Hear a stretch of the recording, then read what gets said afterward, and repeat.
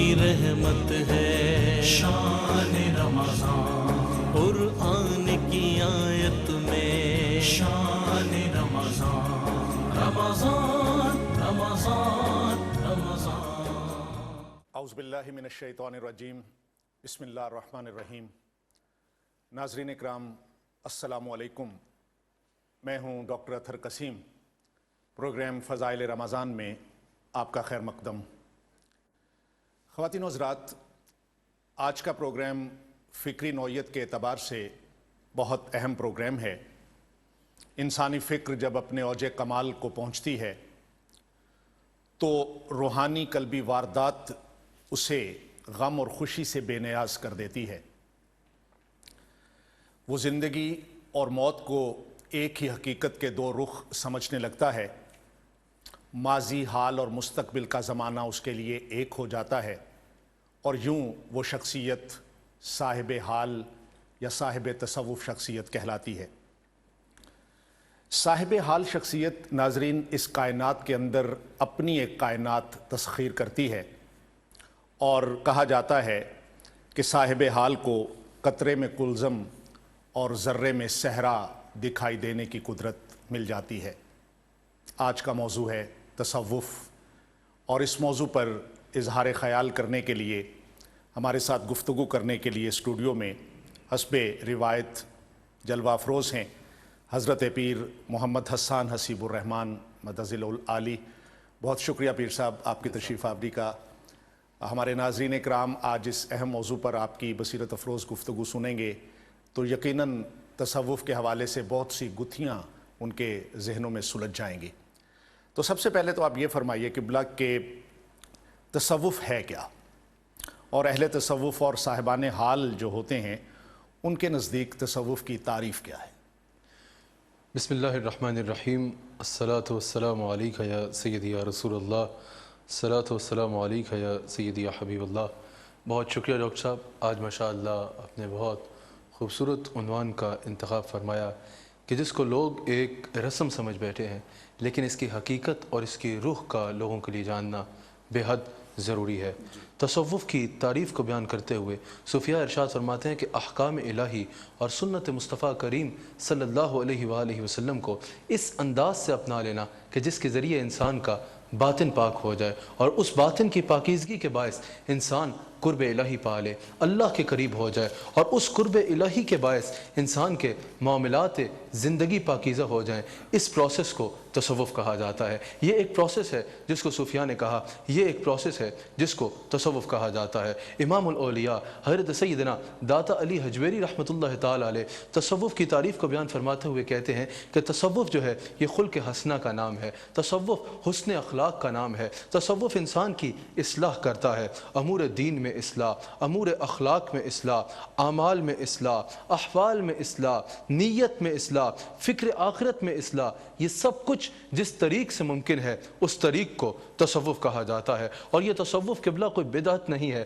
صوفیاء فرماتے ہیں یہ تصوف جو ہے یہ صفا سے ہے، اور اس کا آغاز اصحاب صفا سے ہوا ہے۔ اس کا آغاز خود حضور علیہ السلام کی ظاہری حیات طیبہ میں اصحاب صفا سے ہوا ہے۔ تصوف کی تعریف کو سمجھاتے ہوئے صوفیاء نے ایک بڑی خوبصورت مثال دی ہے۔ تصوف ہے کیا، اس پروسیس سے ملتا کیا ہے، اور اہل تصوف سے وابستہ ہونے کا انسان کو زندگی میں اور آخرت میں کیا فائدہ ہوتا ہے، اس کی تعریف کو صوفیاء نے ایک بڑی حسین مثال سے سمجھایا ہے۔ وہ کہتے ہیں کہ جس طرح ایک ناپاک پانی کا قطرہ ہوتا ہے، وہ ناپاک ہوتا ہے، اور اس کی حیثیت یہ ہوتی ہے کہ وہ خود بھی ناپاک ہوتا ہے، اور اگر کسی لباس کے ساتھ لگ جائے تو وہ لباس یا وہ چیز جس کے ساتھ وہ لگ جائے اس کے لگنے کی وجہ سے وہ بھی ناپاک ہو جاتی ہے۔ لیکن اگر اسی ناپاک قطرے کو کسی دریا کے حوالے کر دیا جائے، وہی ناپاک قطرہ جو ہے جو پہلے خود بھی ناپاک تھا اور جس کے ساتھ لگتا تھا اسے بھی ناپاک کر دیتا تھا، وہ سمندر میں مل جائے تو نہ صرف وہ پاک ہوتا ہے بلکہ اگر اسی سمندر سے یا اسی دریا سے کوئی وضو کرے گا، اگر وہی قطرہ اس وضو کرنے والے کے بدن سے لگے گا تو وضو کرنے والے کو پاک کر دے گا۔ وہی قطرہ جو پہلے ناپاک تھا دریا سے مل کے نہ صرف وہ پاک ہوا بلکہ پاک کرنے والا بن گیا۔ صوفیاء کہتے ہیں یہی تصوف کرتا ہے کہ اگر کوئی گناہوں کی ناپاکی میں ہو شخص، وہ اہل تصوف سے وابستہ ہو، توبہ و استغفار کے ذریعے اہل تصوف اسے پاک کرتے ہیں، پھر اس کی ایسی اصلاح کرتے ہیں اور اسے ایسی منازل طے کراتے ہیں کہ وہی شخص جو پہلے ناپاک تھا اور اس کی صحبت بھی انسان کو ناپاک بنا دیتی تھی، وہی شخص نہ صرف خود پاک ہوتا ہے بلکہ لوگوں کو پاک کرنے والا بن جاتا ہے۔ جو سوال آپ نے میرے سے کیا یہی سوال کسی نے داتا علی حجویری رحمۃ اللہ علیہ سے کیا کہ حضرت تصوف کیا ہے، تصوف کی تعریف کیا ہے؟ آپ نے فرمایا تصوف کسی وضع قطع کا نام نہیں ہے۔ پھر آپ نے فرمایا کہ تصوف کسی خاص ورد یا وظیفے کا نام بھی نہیں ہے۔ آپ نے فرمایا تسبیحات میں سے داتا صاحب نے فرمایا کہ کسی خاص تسبیح کا نام بھی تصوف نہیں ہے۔ آپ فرماتے ہیں کہ تصوف جو ہے یہ رسوم میں سے کسی رسم کا نام نہیں ہے کہ سال میں ایک دفعہ جا کے کہیں چادر چلانی ہے یا تالا باندھنا ہے یا موم بتی جلانی ہے یا دھاگا باندھنا ہے، نہیں۔ آپ نے فرمایا یہ رسوم میں سے کسی رسم کا نام بھی نہیں ہے۔ پھر آپ نے ارشاد فرمایا کہ علوم ظاہر میں سے کسی علم کا نام بھی تصوف نہیں ہے جو جا کے کہیں سے ڈگری لے لو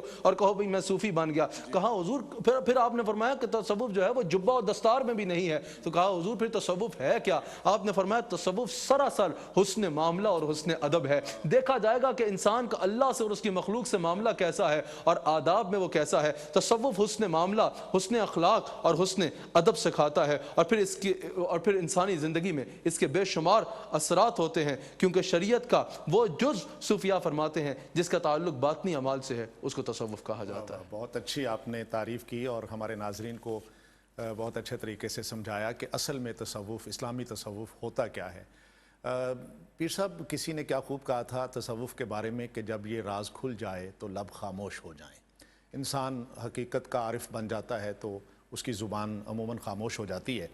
صوفیہ کرام کے احوال میں دو اصطلاحات عموماً بولی جاتی ہیں، ایک مجاہدہ اور ایک مشاہدہ۔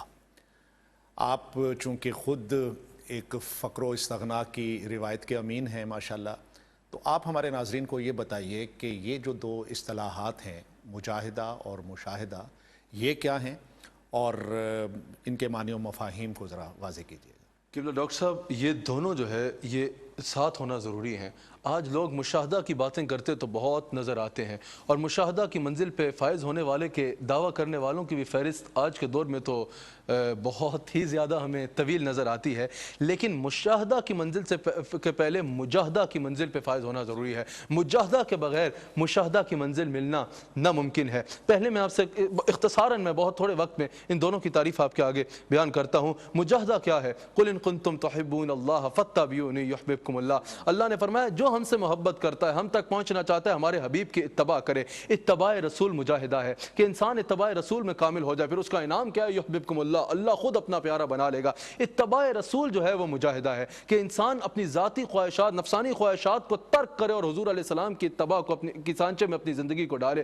حضور علیہ السلام کی اتباع مجاہدہ ہے۔ اللہ کریم نے قرآن کریم میں سورہ فصلت میں ارشاد فرمایا ان الذین قالوا ربنا اللہ ثم استقاموا، کہ وہ لوگ جنہوں نے کہا کہ ہمارا رب اللہ ہے اور پھر اس پہ استقامت اختیار کی۔ حضرت داتا علی حجویری رحمۃ اللہ تعالی علیہ ارشاد فرماتے ہیں یہ استقامت مجاہدہ ہے۔ صرف یہ نہیں کہ ایک لمحے کے لیے یا ایک دن کے لیے یا رمضان کا مہینہ آیا اور پھر اتباع رسول اپنا لی اور پھر چھوڑ دی، نہیں، اتباع رسول اپناؤ اور پھر اس پہ استقامت اختیار کرو۔ نماز پڑھو تو پھر استقامت، روزہ رکھو تو پھر استقامت، تہجد پڑھو تو پھر استقامت، اپنے نفسانی خواہشات کے ساتھ لڑو اور اپنی نفسانی خواہشات کو ترک کرو، اللہ اور اس کے رسول کے حکم کے تابع کرو اپنی خواہشات کو۔ یہ استقامت، یہ مجاہدہ ہے۔ یہ مجاہدہ ہے کہ جب انسان پھر اللہ اور اس کے رسول کے راستے پہ چلے تو پھر استقامت رکھے۔ حضرت داتا صاحب فرماتے ہیں استقامت اپنے نفس کے ساتھ لڑ کے استقامت اختیار کرنا یہ مجاہدہ ہے۔ اور جب کوئی اتباع رسول کے سانچے میں اپنی زندگی کو ڈالتا ہے، اتباع رسول اختیار کرتا ہے، اپنی ہر خواہش کو اللہ اور اس کے رسول کے فرمان کے تابع کرتا ہے اور اس پر استقامت کرتا ہے، یہ مجاہدہ ہے۔ وہ مجاہدہ کرتا جاتا ہے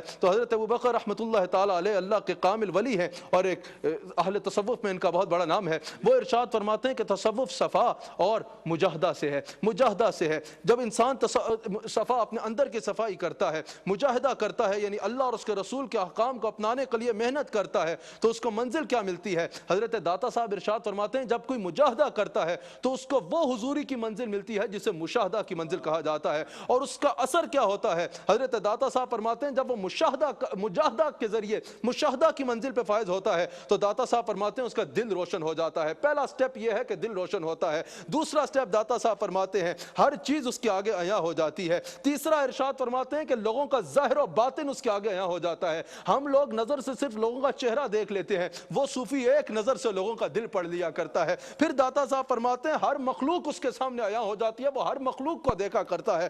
داتا صاحب فرماتے ہیں پھر زمین و آسمان کے درمیان جتنی چیزیں ہیں اللہ سب اس صوفی کے آگے عیاں کر دیتا ہے۔ داتا صاحب ارشاد فرماتے ہیں پھر اس کے مجاہدے کی معراج یہ ہوتی ہے کہ وہ اپنی آنکھوں سے رسول اللہ صلی اللہ اللہ علیہ وآلہ وسلم کا دیدار کرتا ہے اور پھر داتا صاحب فرماتے ہیں اس کا دل ایسا منور ہوتا ہے کہ وہ اپنے دل کی آنکھوں سے اللہ کے انوار و تجلی، اللہ کے انوار کا، انوار الہیہ کا ملاحظہ کرتا ہے. اور داتا صاحب فرماتے ہیں لیکن اس صوفی کی پہچان یہ ہوتی ہے کہ جو اللہ کے انوار و تجلیات کا دل کی آنکھوں سے، اللہ کے انوار کا دل کی آنکھوں سے مشاہدہ کرتا ہے، اس کا حال یہ ہوتا ہے کہ پھر اس کی نظر مقصود حقیقی کے سوا کسی اور کی طرف جاتی نہیں. بہت خوب آپ نے مجاہدہ کی جو منزل ہے اس کا آپ نے ذکر کیا، اور پھر اس کے بعد مشاہدے کی جو وسعت ہے ایک پیر کامل کی، آپ نے اس کا تذکرہ فرمایا.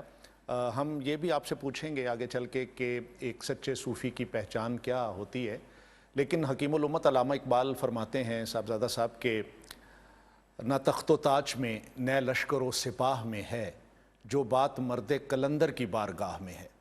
تو اگر ہم آپس میں ملائیں ان سارے مناصب کو اور جو منصب ملتے ہیں لوگوں کو اس تصوف کے اندر مختلف، تو آپ یہ فرمائیے کہ صوفیہ کرام اور صوفیاء باصفا جو ہیں ان کی صحبت میں بیٹھنے والے انسان کو معاشرتی طور پہ، روحانی طور پہ کیا فوائد حاصل ہوتے ہیں؟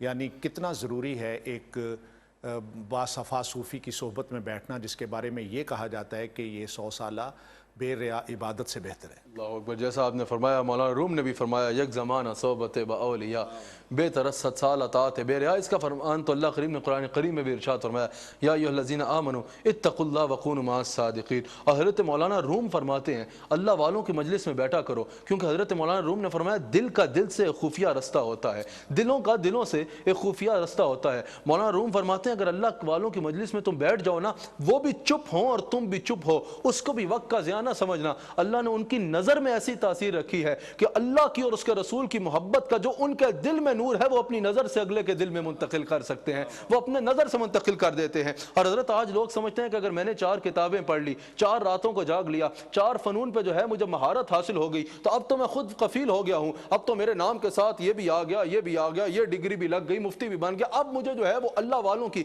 یا اہل تصوف کی جو ہے وہ صحبت میں بیٹھنے کی ضرورت نہیں، میرا علم نے مجھے خود کفیل کر دیا ہے. ہرگز ایسی بات نہیں ہے. اللہ اکبر. آج کیا کوئی امام ابو حنیفہ سے بڑا عالم ہو سکتا ہے؟ کیا امام ابو حنیفہ سے بڑا آج کوئی عالم ہے؟ امام ابو حنیفہ اکثر ایک درویش بیلول دانا کی بارگاہ میں جا کے بیٹھا کرتے اور اس کو جا کے کہا کرتے کہ مجھے شریعت کے بارے میں کچھ بتاؤ، شریعت کے بارے میں کچھ بتاؤ. لوگوں نے کہا امام ابو حنیفہ آپ امام اعظم، آپ جا کے اس درویش جو کبھی آسمان کی طرف دیکھ کے باتیں کر رہا ہے، کبھی قبرستان میں بیٹھا ہے، اس سے جا کے شریعت کے بارے میں آپ پوچھتے ہیں؟ امام ابو حنیفہ نے کہا میں شریعت کو جانتا ہوں اور وہ براہ راست شریعت والے کو جانتا ہے. اسی طرح کا حوال تھا حضرت احمد بن حنبل کا. امام احمد بن حنبل کا وہ جا کے بشر حافی کے پاس جا کے بیٹھا کرتے، حضرت بشر حافی کے پاس، اور جا کے کہا کرتے کہ مجھے اللہ کے بارے میں کچھ بتاؤ، مجھے اللہ کے بارے میں کچھ بتاؤ. لوگوں نے کہا امام احمد بن حنبل آپ کہاں اور وہ کہاں، آپ اتنے بڑے عالم اور آپ جا کے بشر حافی سے جا کے جو کبھی سڑک پہ کھڑا ہے، کبھی کہاں ویرانوں میں کھڑا نظر آتا ہے، آپ جا کے اس سے اللہ کے بارے میں پوچھتے ہیں. آپ نے فرمایا میں کتاب اللہ کو جانتا ہوں اور وہ براہ راست اللہ کو جانتا ہے. صوفیاء کی صحبت میں بیٹھنے کے جو سے وہ منزل ملتی ہے اور وہ علم ملتا ہے جو انسان کو خالی کتاب سے نہیں مل سکتا. کہنے ناظرین آپ نے دیکھا صاحبزادہ صاحب نے کتنی فصاحت کے ساتھ یہ نقطہ واضح کیا کہ صوفیاء کرام کی صحبت میں بیٹھنا کتنا ضروری ہوتا ہے. حکیم الامت پھر مجھے یاد آتے ہیں، حکیم الامت فرماتے ہیں، علامہ اقبال کہتے ہیں کہ کوئی اندازہ کر سکتا ہے اس کے زور بازو کا، نگاہ مرد مومن سے بدل جاتی ہیں تقدیریں. تو ایسی شخصیات جو تقدیر بدل دینے پر بھی قدرت رکھتی ہیں، اللہ کی برگزیدہ شخصیات ہوتی ہیں. حضرت یہ فرمائیے گا کہ اگر کوئی بھی طلبگار اپنے لیے شیخ طریقت کا انتخاب کرنا چاہے، اس کی تلاش میں نکلے، تو یہ اس کا حق ہے کہ وہ تحقیق کرے. تو اس ضمن میں آپ کیا فرماتے ہیں کہ شیخ میں کیا کیا اوصاف ہونے چاہیے، یا یوں کہہ لیجئے کہ شیخ کے لیے کن شرائط کا ہونا ضروری ہے؟ قبلہ اس میں سب سے پہلے تو سلسلہ جو ہے جو صوفیاء نے بالخصوص 4 شرائط بیان فرمائی وہ یہ ہے کہ سب سے پہلی شرط یہ ہے کہ اس کا سلسلہ حضور علیہ السلام تک متصل ہو. شجرہ بیت جو ہے بیچ میں اگر کہیں بھی کوئی کٹ آ گیا یا بیچ میں کہیں بھی اگر وہ سلسلہ ٹوٹ جائے گا تو اس کی بیعت معتبر نہیں ہوگی. دوسرا وہ صحیح العقیدہ ہو، عقیدہ توحید کے معاملے میں مشرک نہ ہو، عقیدہ رسالت کے معاملے میں، صحابہ کے معاملے میں، اہل بیت کے معاملے میں، ہر معاملے میں وہ صحیح العقیدہ ہو. بد عقیدہ بیعت کے قابل نہیں ہوتا، بدعقیدہ کی بیعت مناسب نہیں ہوتی۔ پھر وہ دین کا علم رکھتا ہو، یعنی بیسک مسائل سے آگاہ ہو، جس کو مسائل کا ہی نہیں پتا، جو دین کے مسائل سے ہی آگاہ نہیں ہے، وہ کسی کی کیا رہبری کرے گا، اس کی بیعت معتبر نہیں ہے۔ چوتھا کہ وہ فاسق محل نہ ہو، یعنی اعلانیہ گناہ نہ کرتا ہو۔ یہ 4 اہم ترین شرائط ہیں جو کسی کی بھی بیعت کرنے سے پہلے دیکھنا ضروری بہت ہے۔ اچھا فرمایا، تاکہ لوگوں کو یہ ہدایت ملے کہ جب بھی شیخ طریقت کا انتخاب کیا جائے تو اس سے پہلے یہ تحقیق کرنا ضروری ہو گیا۔ حضرت آپ نے یہ فرمایا کہ دنیا میں جب ہم صحبت اولیاء اختیار کرتے ہیں تو ہمیں بہت سارے معاشرتی اور روحانی فوائد حاصل ہوتے ہیں۔ انسان کا دل پاکیزہ ہو جاتا ہے، نرم ہو جاتا ہے، انسان خود انسان دوست بن جاتا ہے، اور اولیاء کی صحبت اس کو نکھار دیتی ہے۔ کیا آخرت میں بھی صحبت اولیاء ہمیں فائدہ دے گی؟ اس بارے میں آپ کیا فرمائیں گے؟ ڈاکٹر صاحب کیونکہ پروگرام کا وقت ختم ہو رہا ہے، اس پہ تو کئی احادیث بیان کی جا سکتی ہیں۔ بخاری کی حدیث کہ ایک اللہ والا جا رہا ہوگا، ایک شخص آ کے کہے گا کہ میں نے آپ کو وضو کرایا تھا یا فلاں انداز میں آپ کی خدمت کی تھی، اس خدمت کرنے اور آپ کی مجلس میں بیٹھ کے اللہ کا ذکر کرتا تھا، بخاری میں موجود ہے۔ اس بات کے اوپر وہ اللہ کا ولی اللہ کی بارگاہ میں جائے گا، اس کی بخشش کرا کے اس کو جنت میں لے کے جائے گا، حالانکہ اس کے لیے جہنم کا فیصلہ اس شخص کے لیے ہو چکا ہوگا۔ ایسی کئی احادیث ہیں۔ بخاری کی ایک اور حدیث کہ حضور کا فرمانا کہ جو اللہ کی خاطر اللہ والوں سے محبت کرتے ہیں، قیامت کے دن اللہ ان کو عرش کا سایہ عطا فرمائے گا۔ کئی احادیث ہیں۔ اصحاب کہف کے کتے کو ہی دیکھ لیں، اصحاب کہف کا کتا تھا، بنی اسرائیل کے ولیوں کے دروازے پہ بیٹھ گیا تھا اور کچھ نہیں کیا تھا، صرف بنی اسرائیل کے ولیوں کے دروازے پہ بیٹھنے کی وجہ سے اللہ کریم نے اس کو قرآن کا موضوع بنایا، اور قیامت کے دن انسان کی شکل دے کے اس کو جنت میں بھیجا جائے گا۔ تو جو رسول اللہ کی امت کے ولیوں کے صحبت میں بیٹھے گا، اس کا عالم کیا ہوگا؟ حضرت یہ بھی فرمائیے گا کہ شریعت اور طریقت میں بعض لوگوں کا یہ خیال ہے یا عقیدہ اور نظریہ ہے کہ یہ دونوں الگ الگ چیزیں، کیا ان کا آپس میں باہمی کوئی ربط ہے؟ آپ کیا فرماتے ہیں؟ حضرت امام ابن عابدین حنفی شامی ارشاد فرماتے ہیں، امام ابن عابدین حنفی شامی صاحب فتاوی شامی ارشاد فرماتے ہیں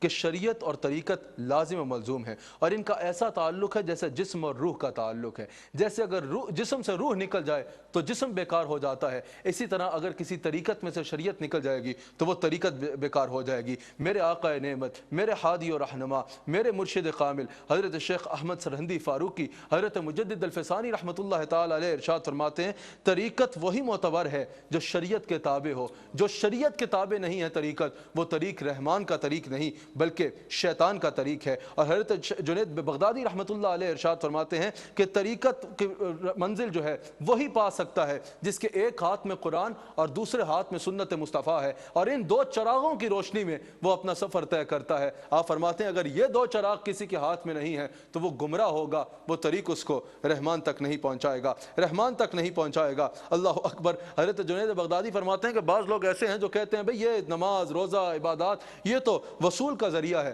ہم تو واصل ہو چکے ہیں، ہمیں اری طریقت میں اس کی ضرورت نہیں ہے۔ آپ نے فرمایا وہ واصل ضرور ہوئے ہیں لیکن واصل اللہ نہیں ہوئے، واصل جہنم ہوئے ہیں، جو کہتے ہیں کہ ہمیں شریعت کی پابندی کی ضرورت ہے۔ بہت خوب آپ نے یہ نقطہ واضح کیا۔ آخر پہ میں یہ جاننا چاہوں گا کہ کیا آج کے زمانے میں جو اولیاء اور صوفیاء ہیں ان کی پہچان ایک عام آدمی کے لیے آسان سی پہچان بتا دیجئے، اور ساتھ یہ بھی ذکر کر دیجئے کہ کیا ان شخصیات کا صاحب کرامت ہونا بھی ضروری ہے؟ پہچان تو قبلہ جب اللہ نے شان بیان فرمائی الا ان اولیاء اللہ لا خوف علیہم ولا هم یحزنون، ساتھ ہی پہچان بھی بیان فرما دی الذین آمنوا وکانوا یتقون۔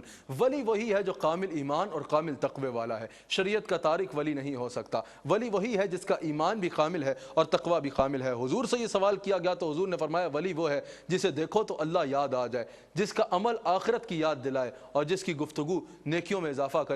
ولی وہی ہے جو اللہ کی طرف لوگوں کو بھیجے۔ دوسرا آپ نے آخری سوال بڑا اہم فرمایا کہ کیا ولی کے لیے صاحب کرامت ہونا ضروری ہے؟